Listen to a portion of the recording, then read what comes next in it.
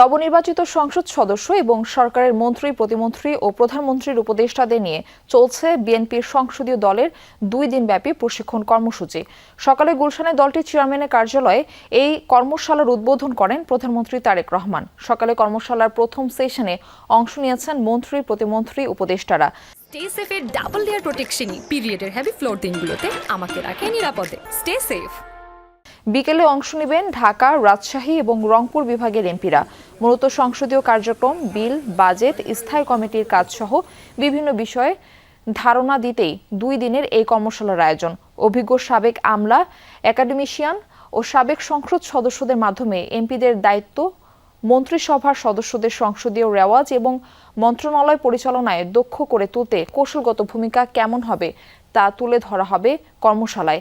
দ্বিতীয় দিন ঢাকা, সিলেট, কুমিল্লা ও চট্টগ্রাম অঞ্চলের সংসদ সদস্যরা উপস্থিত থাকবেন। 12 মার্চ বেলা 11টায় ত্রয়োদশ জাতীয় সংসদের প্রথম অধিবেশন। বিএনপি চেয়ারম্যানের গুলশান কার্যালয় থেকে যুক্ত হচ্ছেন সহকর্মী আরিফুর রহমান সবুজ। আমরা এই বিষয়ে তার কাছ থেকে আরো বিস্তারিত তথ্য জানার চেষ্টা করব। সবুজ, প্রশিক্ষণের প্রথম সেশন শেষে কার্যালয় থেকে বেরিয়ে নেতারা কি জানালেন?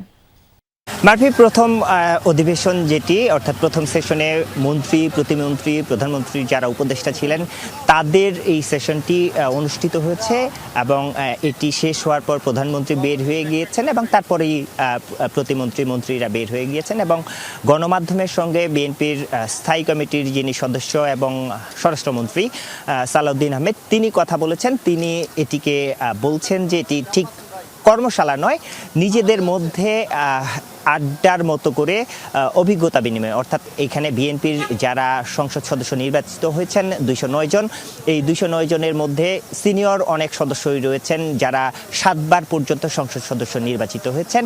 তারাই তাদের যে অভিজ্ঞতা, সংসদের বিগত সময়গুলোতে তারা যে সংসদে প্রতিনিধিত্ব করেছেন সেখানে সংসদীয় যে আচরণগুলো রয়েছে সেই আচরণগুলোই মূলত কি হতে পারে, যে নর্মসগুলো রয়েছে সেই নর্মসগুলো কি হতে পারে সেইগুলো নিয়েই মূলত অভিজ্ঞতা বিনিময় করেছেন এবং সেই অভিজ্ঞতা বিনিময়ের জন্য প্রধানমন্ত্রী তারেক রহমান তিনি নিজেই আগ্রহী ছিলেন। তিনি নিজে থেকেই পুরো সেশনে উপস্থিত ছিলেন এবং তারা বলছেন যে এই যে 12 তারিখে, আগামী 12 তারিখে যে সংসদ বসতে যাচ্ছে সেই সংসদকে প্রাণবন্ত একটি সংসদে পরিণত করার জন্য এই উদ্যোগটি মূলত প্রধানমন্ত্রী নিজস্ব উদ্যোগে তার মাথা থেকেই এসেছে এবং সেই অনুযায়ী তারা কাজ শুরু করেছেন। বিকালে 3টি বিভাগ, ঢাকা, রাজশাহী এবং রংপুর বিভাগের সংসদ সদস্যরা, এবং যেটি গুরুত্বপূর্ণ বিএনপির যে 209 জন সংসদ সদস্য নির্বাচিত হয়েছেন তার মধ্যে 2/3 কিন্তু প্রথমবারের মধ্যে সংসদ সদস্য নির্বাচিত হয়েছেন। সেক্ষেত্রে এই নতুন সংসদদের কিভাবে যারা পুরনো সংসদ রয়েছে তাদের অভিজ্ঞতা